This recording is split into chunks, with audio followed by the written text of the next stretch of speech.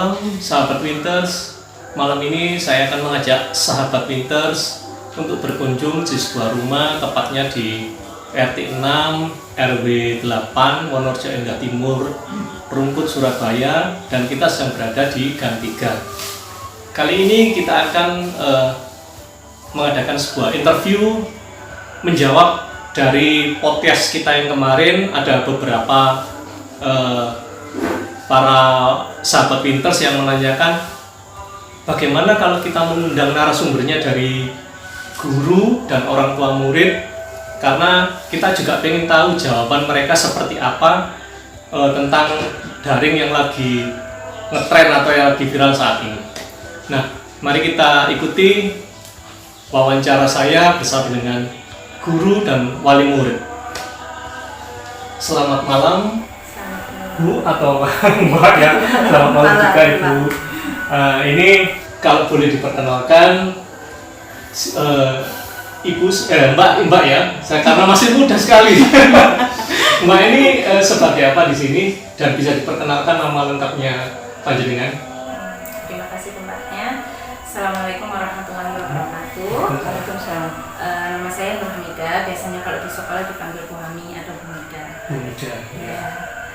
Saya kerjanya di RA Luar Ceria. RA itu sama dengan TK, tapi basisnya itu agama. Kalau TK kan lebih umum. Gitu. Saya ngajar di Pagesangan. Pagesangan. Iya, daerah Masjid Agung. Oke, siap.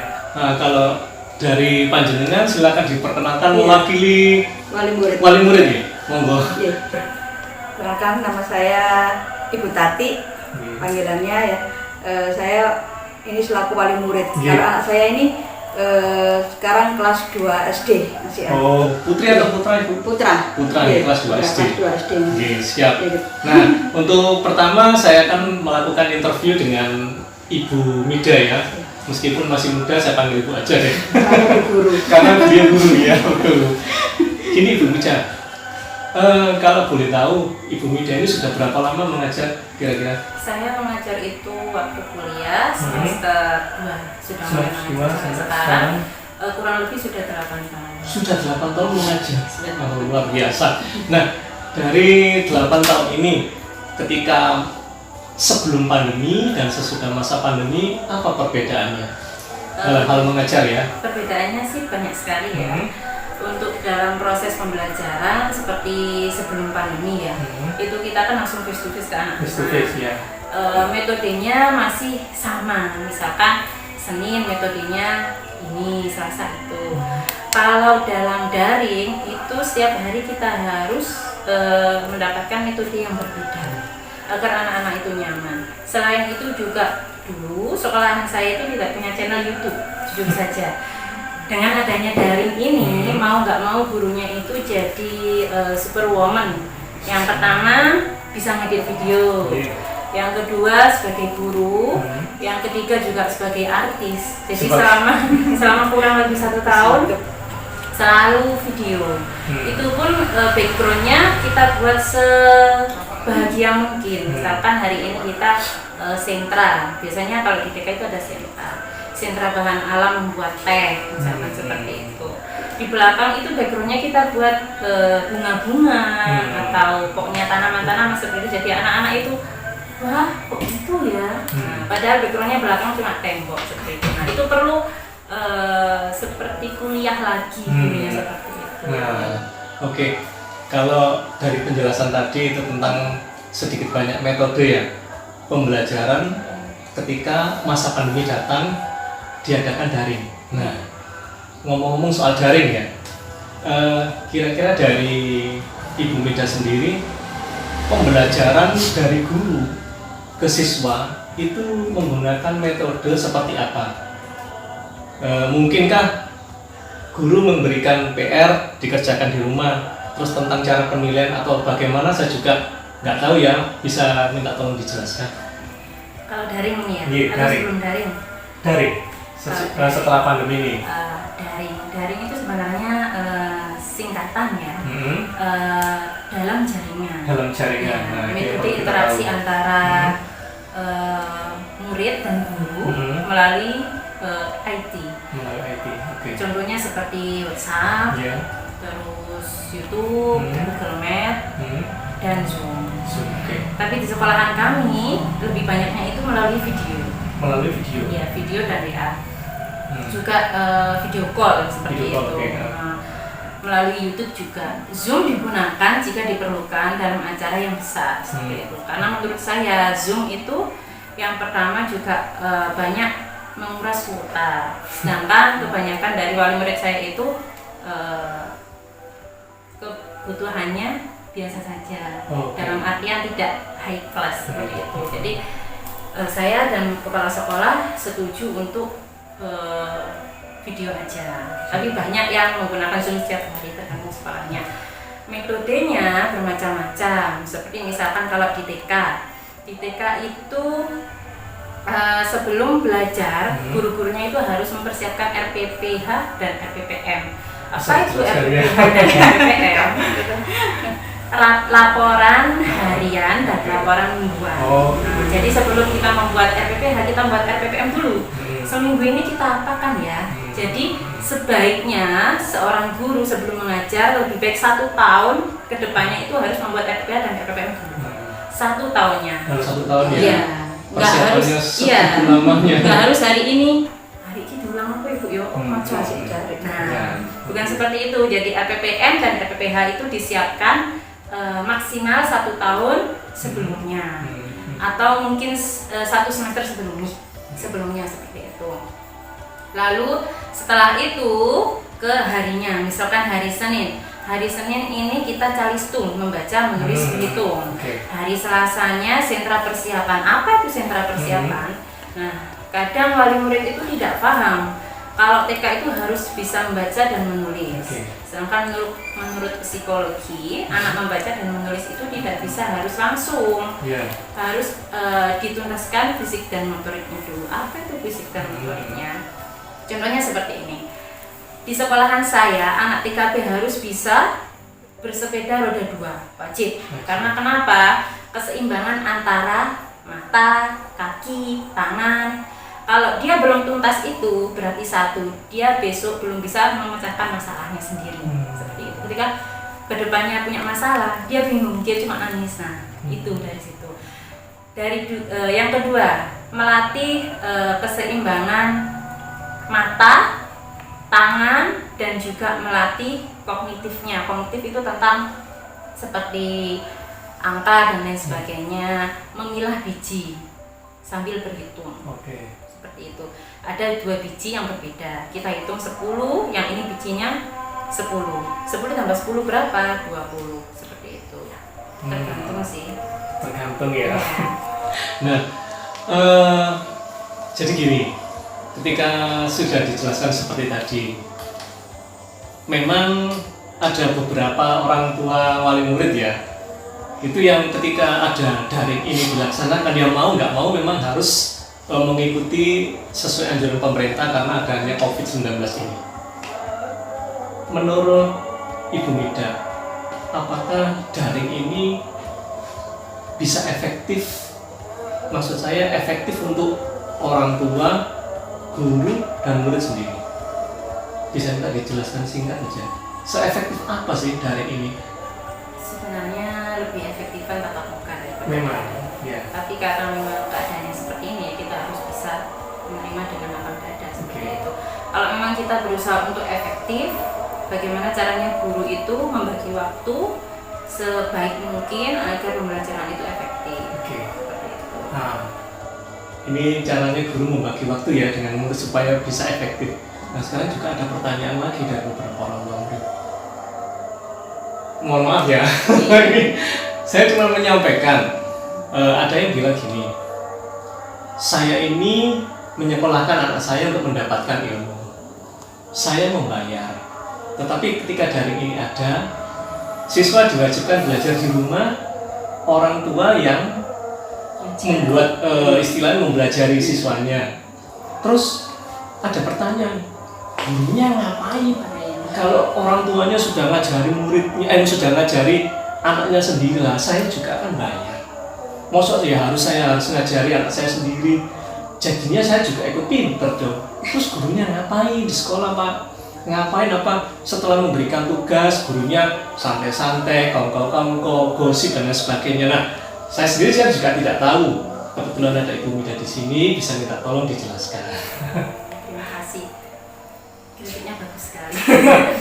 Jadi gini, memang guru itu dituntut untuk mengajari anak-anak ya. Tapi sebenarnya sebelum anak-anak prasekolah itu dalam artian sebelum sekolah, guru yang pertama itu adalah orang tua mereka. Tidak hanya ibu dan juga ayah. Orang tua kan ibu dan ayah. Teruntuk perempuan. Kenapa perempuan itu disuruh pintar dan hebat? Karena gurunya yang pertama anak-anak itu adalah si ibu. Yang laki-laki ngapain? Yang laki-laki itu kepala sekolahnya. Jadi bisa kita lihat dalam fondasi sekolah itu, kalau kepalanya bagus, insya Allah sekolahnya juga bagus seperti itu. Untuk kayak tadi membayar, memang kan kewajibannya wali murid membayar. Tapi kalau misalkan di sekolah saya, kalau misalkan beliau tidak mampu, boleh bilang nanti kita gratiskan, itu di sekolah saya. Di sekolahnya. Tidak tahu kalau di sekolah yang lain ya, seperti itu. Setidaknya interaksi antara wali murid dan guru itu bisa baik seperti itu. Jadi alangkah baiknya, ini solusi dari saya. Sekolahan dimanapun itu diadakan parenting. Pasti belum tahu apa itu parenting. Parenting itu dalam bahasa kasarnya rapat orang tua. Tapi di situ yang dibahas anaknya. Misalkan anak saya gini Bu, di sekolahan itu diem, tapi kalau di rumah itu aktif. Nah itu berarti gimana ya? Atau mungkin di sekolah aktif tapi di rumah kebalikannya diem. Nah itu yang dibahas anaknya. Seperti itu. Oke, seperti itu ya. Jadi anggapan orang tua tentang gurunya nyantai di sekolah, tetapi orang tuanya yang bekerja di rumah sambil memberikan pendidikan sama anaknya itu nggak benar ya? Nggak benar. Karena guru mempunyai kesibukan sendiri di belakang layar istilahnya untuk mempersiapkan segala sesuatunya buat si murid tadi. Atau mungkin kalau memang perlu tukar tempat, tidak apa-apa sesekali. Seperti kemarin di sekolahan saya, sesekali itu ada lomba bercerita. Nah, di situ kita kasih waktu 5 menit aja. Ibu-ibu bercerita kepada anaknya. Murid 55 yang menyetorkan hanya 20. Kebanyakan mereka bilang tidak bisa dan tidak mampu. Nah itu salah satu metode kita untuk tukar tempat, biar kita bisa merasakan bagaimana caranya jadi orang tua wali murid, gimana caranya jadi guru, seperti itu. Ya, seperti ada pepatah mengatakan sawang sinawang. Iya kan, kelihatannya dia enak padahal juga enggak. Kita kan tidak bisa menilai hanya dari luarnya saja toh. Don't judge the book by the cover. Gitu kan. Oke, terima kasih banyak buat Ibu Mida untuk penjelasan singkatnya. Jadi paling tidak orang tua sekarang sudah tahu guru itu ngapain aja, terus apa yang diberikan guru kepada muridnya. Jadi pertanyaan-pertanyaan atau pikiran-pikiran negatif mereka itu paling tidak bisa istilahnya sudah dijawab lah. Paling tidak sudah dijawab dan mereka sudah puas dengan jawaban yang sudah Ibu berikan. Secara pribadi saya mengucapkan terima kasih banyak buat segala macam informasi yang sudah diberikan mewakili para guru ya. Oke, itu tadi pemirsa wawancara saya dengan Ibu Mida yang mewakili guru dan menjawab pertanyaan dari beberapa orang tua murid yang resah tentang keberadaan guru, apa yang dikerjakan guru. Nah, berikut saya akan mengajak pemirsa untuk mewawancarai dari segi wali murid. Nah, ini pasti seru karena beliau yang berinteraksi langsung di rumah dengan putra-putrinya. Oke, selamat malam Ibu Tati. Malam. Jadi begini Ibu Tati, menyikapi masalah daring ya, Iya. daring atau sekolah online. Ketika saya sendiri itu salut sama ibu-ibu yang ada di rumah, menjadi super mom. Iya. Bekerja, ngurusi suami, ngurusi anak, ngurusi rumah, masih dibebani dengan putra-putrinya yang harus belajar. Nah, menurut Ibu Tati sendiri, bagaimana sih efektivitas dari sekolah daring ini ketika Ibu Tati dengan begitu ribetnya ngurusi rumah tangga harus meluangkan waktu untuk mempelajari putra-putrinya? Mau buat Bu? Kalau menurut saya soal pembelajaran daring ini sebenarnya kurang efektif ya Bu ya. Kalau saya ya, soalnya apa? Kalau orang tua itu di rumah ya. Terus kalau posisinya kerja, pasti kan pulangnya sore. Ya mungkin sekolahan ada yang ngasih waktu sampai sore untuk pengiriman hasil dari pengisian link apa-apa gitu ya. Tapi kan dari rumah itu orang sudah capek ya kadang. Terus anaknya nggak mau cepet-cepet dan cepet-cepet garap gitu ya. Cepet ini menyelesaikan soal tadi. Pasti kan bentrok ada. Ya. Jadi kayak ada permusuhan antara orang tua sama anak. Kalau saya sendiri sih, saya kan di rumah nggak ada pekerjaan di luar gitu ya. Jadi ya, kalau saya sih enjoy aja, ada waktu ya udah langsung ayo kamu harus bisa gini kerjakan gini. Ya selama ini sih bisa, saya bisa. Terus kalau untuk kalau saya sih memikirkan gini, kalau cuma pembelajaran di rumah aja, anak ini kurang sosialisasinya sama teman gitu. Paling sosialisasinya kan cuma di lingkungan rumah kita aja, di gang itu. Kalau di sekolah kan banyak teman ya, dari kalangan apapun, maksudnya ada yang orang Jawa ya, ada Madura, itu kan banyak. Ada itu kan mungkin anak bisa bisa bercerita dengan teman-temannya, berbagi cerita, berbagi pesan mereka versi anak-anak ini. Ini aja banyak yang anak-anak ngomong gini, kangen ya sama bu guru, kangen ya sama teman-teman, pingin mainan di sekolahan gitu.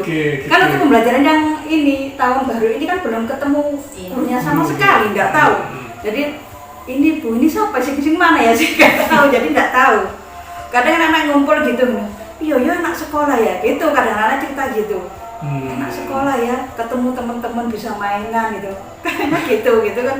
Itu versi mungkin tuh kerinduan anak-anak dengan sekolahnya gitu, dengan kondisi sekolahnya gitu. Saat ini. Nah, kalau memang sosialisasi itu penting. Tapi mengingat masih adanya COVID-19 ini, jadi paling tidak kita harus mematuhi protokol kesehatan. Mengenai protokol kesehatan ini juga mengenai sekolah yang di rumah. Menurut Ibu Tati, ada sisi baik atau sisi buruknya kah? Ketika pembelajaran daring ini memang ditetapkan di rumah masing-masing ya. Maksud saya ketika anak-anak sebelum pandemi kan mereka harus berangkat sekolah, harus dijemput. Orang tua kan juga was-was juga, sudah pulang atau belum, anak saya ngapain di sekolah, sudah makan apa belum, dan lain sebagainya, pemikiran orang tua apalagi sebagai seorang ibu. Ketika daring, anak-anak kan di rumah terus. Berada dalam pengawasan 24 jam orang tua. Nah, menurut Ibu Tati sendiri, ketika anak-anak di rumah, terus dibandingkan ketika mereka bersekolah dulu, itu pengawasannya atau istilahnya gimana ya, kedekatannya antara orang tua dengan anak bagaimana Ibu? Bisa minta tolong dijelaskan? Rasa kekhawatiran Ibu terhadap anak-anak berkurang atau gimana? Iya, memang kalau ini selama ada daring di rumah, kita lebih sama anak-anak kita itu pengawasan tuh lebih banyak ke anak-anak ya, bisa terus. Tapi kalau maksud saya gini loh, kalau anak-anak sekolah itu anaknya gini, ada waktu pagi kamu harus bisa bangun pagi jam segini, udah masuk jam 7 sama ya. Jam 7 berarti jam 5:30 sudah bangun, kemas-kemas gini bisa. Terus nanti kamu harus dari sekolahan jam segini. Nanti sudah pulang kan kita bisa jemput ya. Terus dari rumah kamu siang tidur ya, nanti sore bangun tidur, habis sholat maghrib kita belajar bersama-sama gitu ya Bu ya. Terus kalau waktu sekarang kalau di rumah ini jadwalnya itu porak-poranda. Oh. Ya kan, anak-anak kan Malah di rumah, kebalikannya. besok gak sekolah, gampang sekolah di rumah. Kadang kan gitu Bu, terus di rumah aja terus enak tidur bangkong gitu ya, misalnya gitu. Itu anak saya sendiri itu, sendiri. Jadi nggak bisa harus bangun pagi itu nggak bisa, paling ya jam 8 gitu baru bangun, baru ikut link. Memang link itu SBO itu kalau di sekolahan anak saya nggak ada Zoom, cuma link sama tugasnya melihat SBO TV itu jam 9 sampai setengah 10. Setelah itu ngerjakan tugas dari SBO, link dari sekolah itu baru muncul. Itu paling nggak sampai jam 11 itu selesai. Setelah itu kan dianya bangun tuh barusan jam 8 baru bisa bangun tak? Nah, nanti siang itu belum mau tidur gitu. Berarti kan kayak berantakan gitu. Terus gadget yang digunakan biasanya kalau di sekolah kan nggak bisa main game, sekarang lebih banyak main game. Bener itu. Kalau sudah link wes aku sudah selesai pekerjaan sekolahku, terus aku mainan gitu. Lebih banyak di situ juga sih. Cuman enaknya bisa sudah ngawasi ya, bisa ngawasi kita. Cuman dia memang sedikit ribet ya Bu ya, soalnya biasa rutinitas ketika sebelum masa pandemi kan sudah terjadwal, sudah terpola. Jadi kita sudah tahu kebiasaan anak-anak, tapi sekarang sudah itu tadi berubah lagi kebiasaan mereka. Soalnya dia kan mindsetnya sudah gini, masuknya itu nggak harus jam itu toh gitu loh. Terus masuknya terserah gitu kan, terus enak bangun siang-siang nggak apa-apa. Namanya anak-anak ya.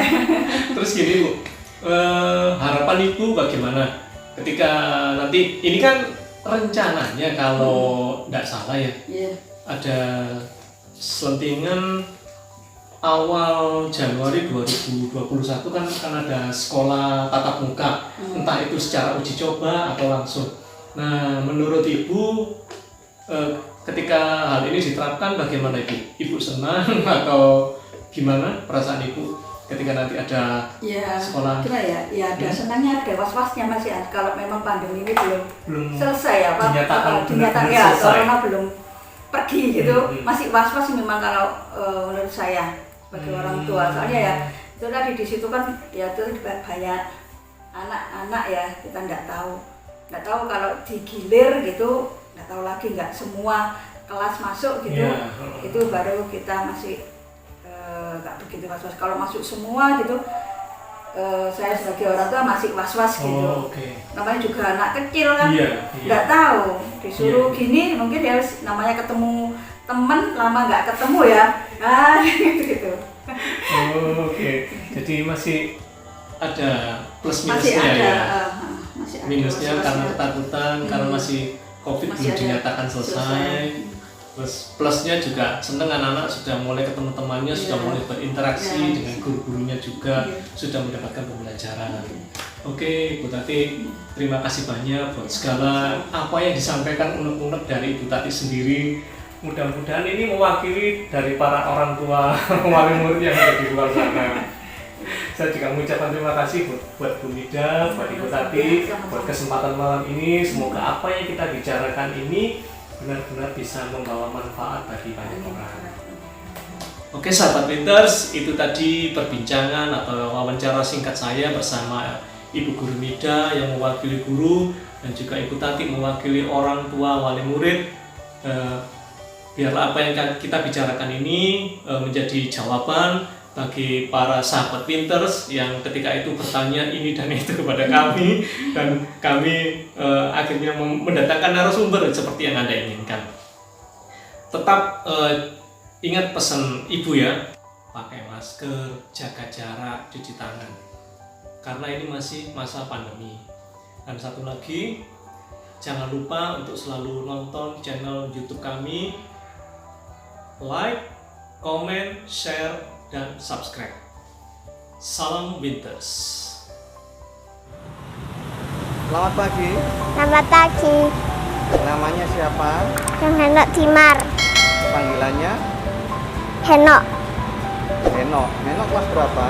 TKB. TKB. Henok lebih suka sekolah di rumah atau datang ke sekolah? Datang ke sekolah.